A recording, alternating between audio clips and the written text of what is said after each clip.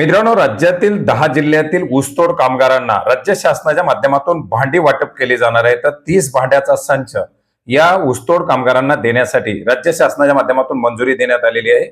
आणि याच्याच संदर्भातील एक महत्त्वाचा असा जी.आर. आज 12 फेब्रुवारी 2026 रोजी घेण्यात आलेला आहे, ज्याच्यामुळे पहिल्या टप्प्यामध्ये 1 लाख भांडी वाटप केली जाणार आहेत. मित्रांनो, याच्या संदर्भातील हा जी.आर. आपण या ठिकाणी पाहू शकता. ऊसतोड कामगारांना गोपीनाथ मुंडे ऊसतोड कामगार कल्याण महामंडळाच्या माध्यमातून विविध योजनांचा लाभ देण्याचा प्रयत्न केला जात आहे. आणि याच्याच अंतर्गत गृहोपयोगी वस्तू संच वाटप करण्यासाठी मंजुरी देण्यात आलेली आहे, ज्याच्यामध्ये 4 लाख लाभार्थ्यांना हे भांड्याचा संच वाटप करण्यासाठी मंजुरी देण्यात आलेली आहे.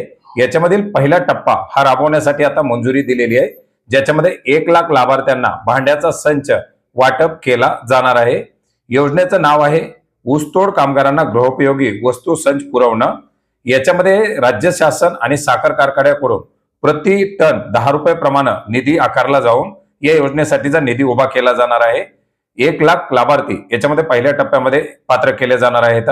साखर कारखान्याकडून प्राप्त निधीमधून 50% अनुदान आणि राज्य शासनाकडून प्राप्त निधीमधून 50% अनुदान, असं एकूण 100% अनुदानावरती 4 ताट, 8 वाट्या, 4 पाण्याचे ग्लास, 1 पातेलं झाकणासह 1 पातेलं झाकणासह मोठं 1 मोठा चमचा भात वाटपा करता 1 मोठा चमचा वरण भाजी करता 1 पाण्याचा 2 लिटरचा जग 1 मसाला डब्बा 1 बंद डब्बा झाकणासह 14 इंची 1 16 इंची 1 18 इंची 1 परात 1 प्रेशर कुकर 1 कढई स्टीलची 1 स्टीलची टाकी मोठी झाकणासह वगैरेसह 1 अशा प्रकारची 30 भांडी या गृहोपयोगी संचाच्या अंतर्गत दिली जाणार आहेत, ज्याच्यामध्ये बीड जिल्ह्यातील 25,000, नाशिक जिल्ह्यातील 11,400, लातूर जिल्ह्यातून 5,000, धाराशिव जिल्ह्यातून 10,100, छत्रपती संभाजीनगर 10,000, नांदेड 5,000, जळगाव 13,400, जालना 8,400, अहिल्यानगर 6,700, परभणी 5,000 असे एकूण 1 लाख लाभार्थी या पहिल्या टप्प्यामध्ये पात्र केले जाणार आहेत.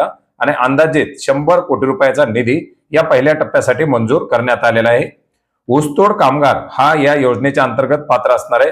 लाभार्थी हा ऊसतोड कामगार असावा.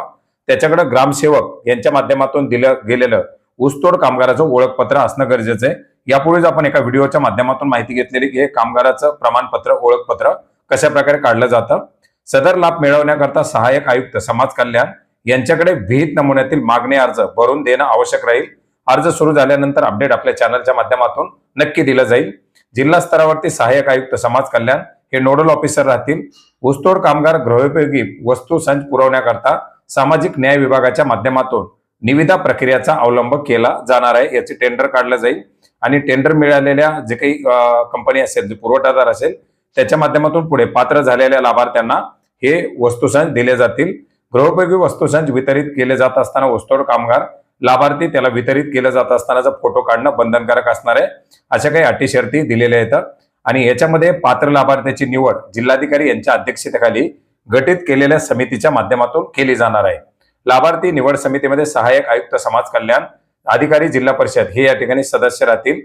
महामंडळाचे जिल्हा स्तरावरती स्वतंत्र जिल्हा कार्यालय नसल्यामुळे सदरची योजना सहाय्यक आयुक्त समाज कल्याण यांच्या माध्यमातून राबवली जाणार आहे. अर्थात समाज कल्याण विभागाच्या माध्यमातून ही योजना राबवली जाणार आहे.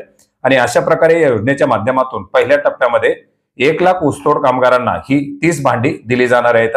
मित्रांनो, सध्या बांधकाम कामगाराला भांड्याचं वाटप चालू आहे आणि याच पार्श्वभूमीवरती आता ऊसतोड कामगारांना देखील या भांड्याचं वाटप चालू केलं जाणार आहे. लवकरच याची निविदा प्रक्रिया, याच्या संबंधातील अर्ज या संदर्भातील अपडेट समोर येतील आणि जे अपडेट येतील ते अपडेट आपण आपल्या चॅनलच्या माध्यमातून नक्की घेण्याचा प्रयत्न करणार आहोत. चॅनलवरती नवीन असाल तर सबस्क्राईब करायला विसरू नका, जेणेकरून असेच नवनवीन अपडेट सर्वात प्रथम आपल्यापर्यंत पोहोचतील. धन्यवाद.